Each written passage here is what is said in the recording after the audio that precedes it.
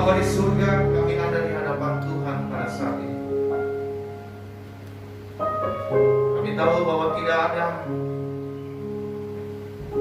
tempat lain selain kami ada di hadapan Tuhan. Inilah yang paling terindah dalam hidup kami. Tidak ada tempat yang bisa memberi kami ketenangan. Tidak ada tempat yang bisa memberikan kami satu pengharapan selain kami ada di hadapan Tuhan. Pada pagi hari ini ya Tuhan, kami mau serahkan seluruh hidup kami. Kami tidak mau sia-siakan waktu kami ke depan. Kami mau berdoa Tuhan, biarlah anugerah Tuhan boleh tercurah atas setiap kami. Siapapun kami yang saat ini mengikuti ibadah ini secara live ya Tuhan, saudara-saudara kami sidang jemaat Tuhan yang ada di rumah, kami mau berdoa di dalam nama Yesus. Biarlah semua Tuhan berkati. Biarlah Tuhan Yesus ketika kami beribadah saat ini, hadirat-Mu boleh memenuhi setiap kami. Karena kami sangat percaya bahwa kuasa Tuhan tidak terbatas oleh apapun juga. Terima kasih Bapak. Saat ini kami mau berbicara bagi setiap kami. Karena kami percaya bahwa firman-Mu adalah ya dan amin. Firman-Mu memberikan kami kehidupan. Firman-Mu menuntun kami. Firman-Mu memberikan kami jalan keluar, sehingga kami memperoleh kemenangan demi kemenangan dalam hidup ini. Terima kasih Bapa di surga. Kami serahkan seluruh hidup kami ke dalam kami. Saat ini Tuhan Yesus, biarlah Tuhan Yesus yang senantiasa berbicara bagi setiap kami. Ambil alih pemberitaan firman ini. Sembunyikan kami di balik salib ini, sehingga firman Tuhan saja yang boleh dinyatakan. Sehingga kami hari ini, kami yang mendengar firman ini, bahkan mungkin kami yang menyampaikan firman, kami sama-sama diberkati oleh Tuhan. Terima kasih Bapa di surga. Jadi doa kami, segala hal kuasa yang ingin mencoba mengganggu, menghalangi sinyal yang tidak baik, sinyal yang kurang bagus, kami berdoa di dalam nama Yesus. Engkau Allah yang memelihara semuanya itu. Dan hal apapun yang mengalihkan perhatian kami tolak, patahkan kuasanya di dalam nama Yesus. Terima kasih Bapa di surga. Ini doa kami. Dalam nama Yesus kami berdoa dan mengucap syukur. Haleluya. Kita yang siap dengar firman Tuhan sama-sama katakan amin. Silakan duduk Bapak Ibu Saudaraku yang terkasih dalam nama Tuhan. Ya, saudara, ada yang kita yang mengikuti ibadah ini secara live dari rumah juga, ya. Saat ini mari kita siapkan hati kita. Kita mau benar-benar ada di hadapan Tuhan saat ini. Hal apapun yang mengganggu kita, saudara, saat ini kita mau sama-sama ada di bawah kaki Tuhan. Kita mau berdoa, kita mau mendengar firman-Nya, sehingga setiap kita tetap memperoleh kekuatan yang baru yang datang daripada Tuhan. Shalom. Shalom. Sekali lagi shalom saudaraku yang ada di rumah, shalom. Shalom. Ya, puji Tuhan. Saya percaya bahwa hari ini kabar kita semua ada dalam kondisi yang baik. Amin. Ya. Kita percaya juga bahwa penyertaan Tuhan senantiasa terjadi dalam hidup kita. Apapun kondisi kita hari ini, percayalah bahwa janji Tuhan itu ada bagi setiap kita yang percaya. Sebab firman-Nya berkata bahwa Aku akan menyertai kamu sampai pada akhir zaman. Penyertaan Tuhan tidak lepas dari hidup kita. Ya, kalau kita bilang bahwa Tuhan tidak pernah tidur, ya benar, karena Tuhan tidak pernah terlelap. Penjaga kita tidak pernah terlelap. Jadi jangan kita ada di dalam suatu kekhawatiran yang berlebihan. Tapi percayalah bahwa Tuhan ada bersama dengan kita. Ada amin? Itulah sebabnya dia berkata bahwa Allah itu adalah Allah Immanuel, Allah beserta kita. Puji nama Tuhan. Bapak Ibu Saudaraku yang terkasih dalam nama Tuhan, pada pagi hari ini tetap kita dalam satu tema yang luar biasa di bulan Juli ini. Jangan menyerah, jadilah pemenang. Bapak Ibu Saudara, menjadi seorang pemenang, ya kita sudah bahas minggu yang lalu. Dan minggu pertama, menjadi seorang pemenang itu adalah satu identitas bagi setiap orang percaya. Kenapa ini menjadi identitas dari setiap orang percaya? Karena memang itulah jaminan Tuhan, jaminan Allah bagi setiap orang yang percaya. Ya, Yesus berkata bahwa ini menjadi jaminan bagi setiap orang yang percaya. Mereka akan memperoleh kemenangan demi kemenangan. Karena dia berkata begini, roh yang ada pada kita lebih besar daripada roh yang ada di dalam dunia ini. Ya, jadi Bapak Ibu Saudara, kemenangan adalah satu hal yang harus kita pertahankan di dalam hidup ini. Setiap kita harus menang. Ya, setiap kita harus menang di dalam hidup ini. Apapun kondisi yang kita alami, ya, situasi seberat apapun, kita harus menang. Tetapi permasalahannya adalah bagaimana kita bisa menang, ya? Kalau kita ini menjadi lemah, ya, lemah dalam arti kita menjadi tawar hati, ya.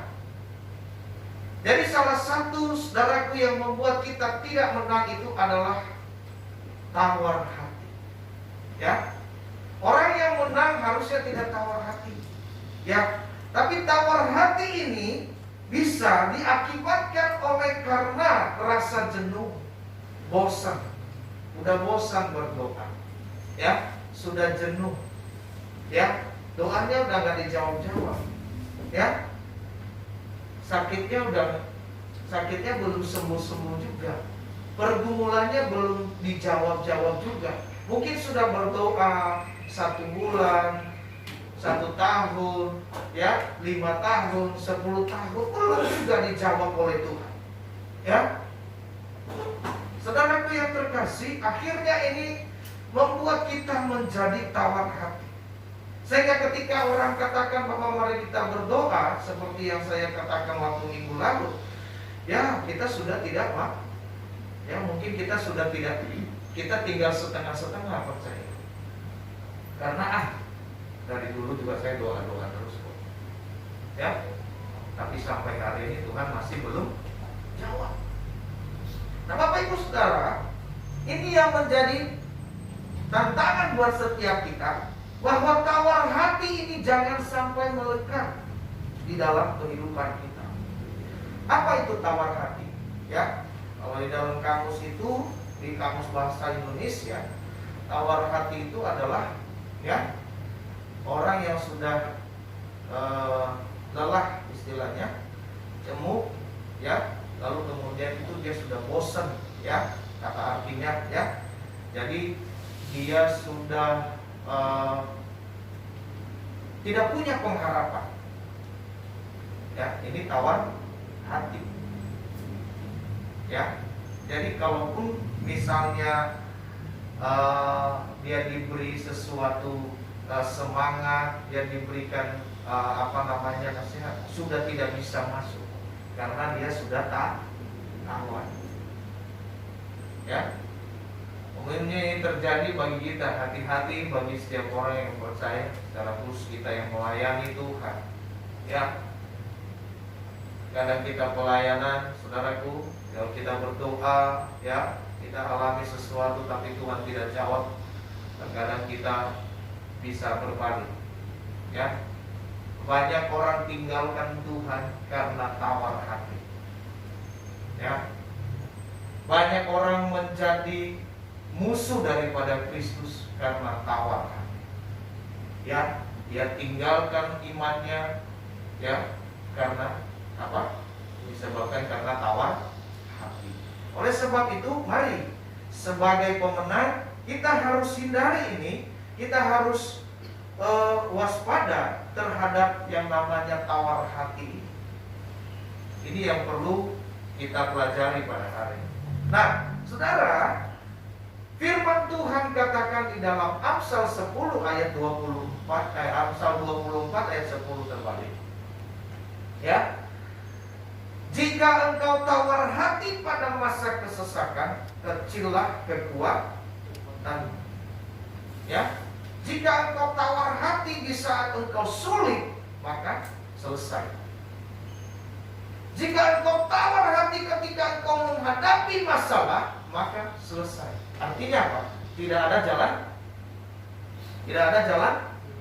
keluar. Tidak ada jalan keluar. Ketika kita menghadapi masalah, ya, ketika kita menghadapi kesulitan, lalu kita kemudian tawar hati, maka saudaraku, tidak akan kita menemukan jalan keluar.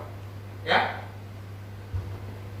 Makanya gini, di dalam menghadapi pandemi ini, ya, ada banyak kali orang berkata bahwa jangan panik, tetap tenang. Ya, mungkin kita berkata, ini orang, kamu ini jangan panik karena kamu tidak merasakan mungkin. Ya, saudaraku yang terkasih dalam nama Tuhan. Tetapi semua survei berkata bahwa apa? Ya, kita tidak boleh panik, tidak boleh ketakutan yang berlebihan. Karena kenapa dianjurkan kita tidak panik? Karena kalau kita panik, bingung mau kemana. Tidak akan ada jalan keluar. Yang ada semuanya sia-sia. Usaha kita semua sia-sia karena kita panik. Ya, itu sebabnya firman Tuhan berkata, jadilah tenang. Di dalam 1 Petrus 4 ayat 7, jadilah tenang. Ya, supaya kamu dapat berdoa. Jadi kalau kita panik, bagaimana kita bisa berdoa? Panik gak? Panik. Ya kan? Kalau kita panik, gimana kita bisa berdoa? Ya, firman Tuhan katakan, jadilah tenang. Kita harus tenang dulu. Ya, untuk mendapatkan satu hikmat daripada Tuhan, jalan keluar daripada Tuhan, kita harus memiliki tenang. Jadi saudaraku yang terkasih dalam nama Tuhan, ini adalah satu hal yang luar biasa. Ya, ketika kita menghadapi masa-masa yang sulit saat ini, keadaan yang tidak baik saat ini, ya, setiap anak-anak Tuhan tetap dikatakan jangan panik. Ya, tetap tenang. Dan saya selidiki begini, alasannya kenapa sebenarnya orang tidak panik. Ya, apapun yang terjadi dalam zaman ini, dalam dunia ini, kita tidak boleh panik. Kenapa? Ternyata sebenarnya firman Tuhan sudah mengatakan sebelumnya. Ya, jadi orang percaya yang merenungkan firman Tuhan itu siang dan malam, dia sudah tahu itu akan terjadi. Karena apa? Memang sudah dinubuatkan. Jadi kita sebagai orang percaya hari-hari ini, saudara, ya, posisi kita adalah melihat nubuat itu sedang tergenap. Ya, kata Tuhan, saya sudah sampaikan terlebih dahulu. Kenapa kamu harus panik? Akan terjadi ini, akan terjadi goncangan, akan terjadi peperangan, akan terjadi sakit penyakit. Ya, Tuhan sudah sampaikan belum di dalam firman? Sudah dinubuatkan belum? Sudah. Oleh sebab itu sebenarnya kita sebagai orang percaya, ya, kita ini adalah orang-orang yang melihat, yang menggenapi setiap janji-janji Tuhan. Nah, kita tidak boleh panik dalam hidup ini. Ya, ini jadi sama, ya. Apa ya lawan kata daripada itu? Ya, Ketika kita alami yang kesulitan ini, kita merasa bahwa waduh hidup saya. Firman Tuhan bilang hati yang gembira adalah obat. Amin. Amin. Ya, lawannya cuma satu gitu ya. Dalam menghadapi semua ini, tetap sukacita. Nah, saudaraku yang terkasih, mari kita baca firman Tuhan pada pagi hari ini. Bagaimana supaya kita tidak tawar hati ya menghadapi situasi kondisi saat ini. Ya, sehingga kita memperoleh kemenangan. Ya, kita mau baca ya 1 Tesalonika 5 ayat 16 sampai 18.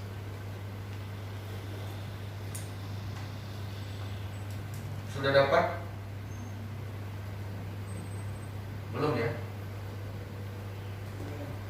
Sudah? 1 Tesalonika 5 ayat 16. Ya, firman Tuhan katakan, mari kita baca bersama-sama. 1, 2, 3. Bersukacitalah senantiasa, tetaplah berdoa, mengucap syukurlah dalam segala hal, sebab itulah yang dikehendaki Allah di dalam Kristus Yesus bagi kamu. Saudaraku yang terkasih dalam nama Tuhan, ini adalah satu nasihat yang disampaikan oleh Rasul Paulus kepada jemaat yang ada di Tesalonika, yang menasihati setiap jemaat supaya roh mereka tidak padam, ya, supaya semangat mereka tidak padam, supaya semangat mereka tetap menyala-nyala. Karena Paulus mengerti, Paulus tahu bahwa banyak orang yang sudah mulai bosan. Kenapa bosan? Karena semua dilakukan secara rutinitas. Ya, rutinitas, pagi makan, siang makan, malam makan 3 kali sehari, itu rutinitas. Saudaraku yang terkasih, ada yang bosan makan? Nah, harusnya begitu. Ya, kita pun makanan rohani kita pun jangan sampai bosan. Jangan sampai bosan baca firman Tuhan. Jangan sampai bosan memuji Tuhan. Jangan sampai bosan kita berdoa. Kenapa? Karena itulah makanan rohani kita. Amin. Makanan jasmani saja kita tidak bosan kok, betul ya? Ya, kalau saat ini kita bilang untuk hadapi situasi pandemi ini, ya, tetap jaga kesehatan, jaga imun. Ya, saudaraku yang terkasih dalam nama Tuhan, kalau tubuh ini perlu imun, maka roh kita perlu iman yang kuat. Amin. Amin. Oleh sebab itu kita sehat imannya, kuat imannya, kuat juga imunnya. Ya, kita pelihara ini. Jadi Bapak Ibu Saudaraku yang terkasih dalam nama Tuhan, ini dia berkata satu nasihat kepada jemaat yang ada di Tesalonika. Ya, dia berkata dari ayat 14, kami menasihati kamu juga. Ya, adalah mereka yang tidak hidup tertib. Hiburlah mereka yang tawar hati. Nah, ini saudaraku yang terkasih. Ya, mohon maaf. Ya, kita kembali kepada yang namanya new normal. Ya, kita bilang pandemi ini 1 tahun kita sudah wow, lalu kemudian kita sudah mulai lupa. Ya, sudah mulai ada yang hidup tidak tertib. Ya, selama 1 tahun pakai masker, wow. Begitu sudah mulai aman, oh ini udah aman, di jalan juga udah perlu lagi pakai masker. Sudah tidak mulai, oh disuruh cuci tangan, nggak usah cuci tangan, mandi aja sekalian, ya kan? Gimana mau mandi disiram, ya kan? Itu cuma alasan supaya nggak usah disuruh-suruh lagi dia. Ya, masuk yang ke dalam kemana-mana. Saudaraku, ini sudah mulai hilang. Ya, banyak yang sudah mulai tidak tertib. Nah, akhirnya apa? Ya, pandemi kembali menguat.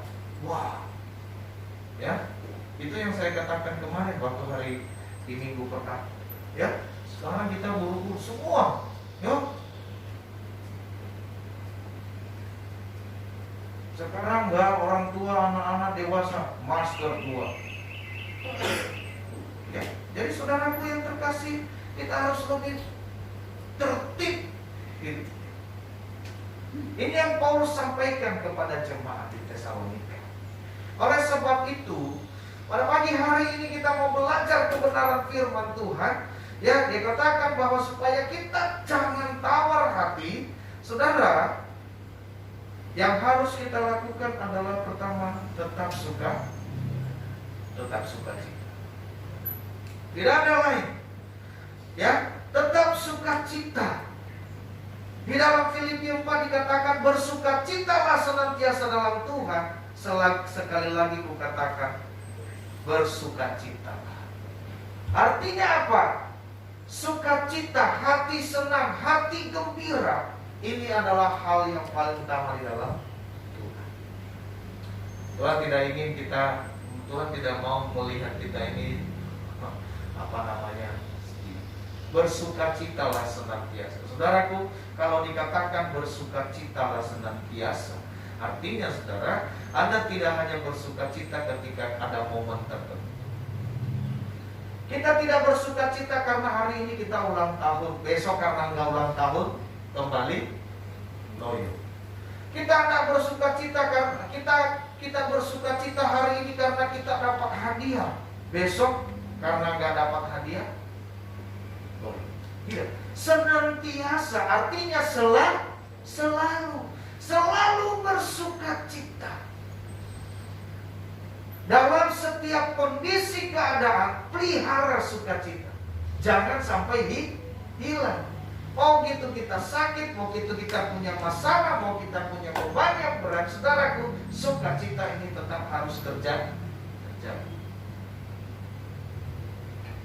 Bapak Ibu saudaraku yang terkasih, ya. Ketika kita mengalami masa-masa sulit, jangan sampai kita menyerah. Itu yang namanya. Yang orang yang sukacita ini tetap terpelihara. Ya. Hal yang kedua dari pembacaan firman ini, dia berkata begini, tetaplah berdoa. Tetap berdoa. Ya, tetap berdoa. Doa dengan iman. Kalau kita berdoa saja tidak disertai dengan iman, kosong. Tapi doalah dengan iman. Ya, doa dengan iman akan membuat hubungan kita semakin intim dengan Tuhan. Ya, sehingga kita ketika kita semakin intim dengan Tuhan, kita tidak akan lagi memikirkan bahwa saya bosan ini Tuhan, tidak. Tapi ketika kita semakin intim dengan Tuhan, kita semakin merasakan hadirat Tuhan, kita selalu ada di dalam lingkupannya, kita selalu merasakan ya kasih-Nya dalam hidup kita. Wah, ini luar biasa. Kita akan diberi terus semangat. Amin. Ketika kita intim dengan Tuhan, kita terus akan disuplai oleh ya kekuatan, roh yang kuat. Ya. Ketika kita intim, kita punya hubungan yang baik, ya, suplai obat-obatan pasti banyak, betul tidak? Kalau kita misalnya ini dekat dengan orang-orang yang, nah kalau misalnya kita punya dokter, kenalan dokter, benar, ya. Kalau misalnya kita punya kenalan dokter, lalu kemudian kita sakit, saudaraku, obat gampang gak? Gampang, karena kita punya hubungan. Jangankan obat dia kasih, vitamin terus dia kasih. Karena kita punya hubungan yang intim, hubungan yang dekat. Ya, artinya apa? Dia jamin akan kesehatan kita. Kamu sakit apa? Oh, langsung, ya, minum vitamin ya, kasih. Ya, Itu karena kita dekat. Bagaimana kalau kita dekat dengan Tuhan? Ini lebih luar biasa lagi. Karena Tuhan yang mempunyai segala-galanya. Ia tahu jalan keluarnya. Ia punya jalan keluar. Ia punya jawaban di dalam hidup kita. Jadi makanya dikatakan tetap berdoa. Jangan tinggalkan doa. Tetap doa. Ketika kita semakin intim dengan Tuhan, ya, hati kita semakin kuat. Hati kita semakin kuat. Ya, meskipun keadaan samping kiri kanan kita, tapi kita semakin kuat. Ya, sebab ketika kita, saudaraku, kita akan menjadi orang yang bersemangat. Roh yang akan mengendalikan hidup kita. Semangat. Ayo semangat terus. Ayo semangat. Tuh, keciduk. Gara-gara saking semangat. Pelan. Ya, begitu, ya, terbiasa saja. Ya, itu yang kedua, artinya tetap berdoa. Saudara, seberapa banyak kita yang hari-hari ini, adakah kita lebih doa, saudara? Ya, lipat gandakan doa. Ya, kalau kamu hari-hari ini berdoa hanya 5 menit, ada yang berdoa selama 5 menit di sini? Saudara-saudaraku yang ada di rumah berdoa selama 5 menit ada? Ya. Kalau 5 menit berdoanya berarti lipat gandakan. Berarti harus 10 menit. Ya. Seperti itu. Wah. Jangan kan 5 menit, Pak. Kayaknya saya doa nggak nyampe 5 menit. Ya. Pas begitu saya buka mata, jam panjangnya masih di situ juga.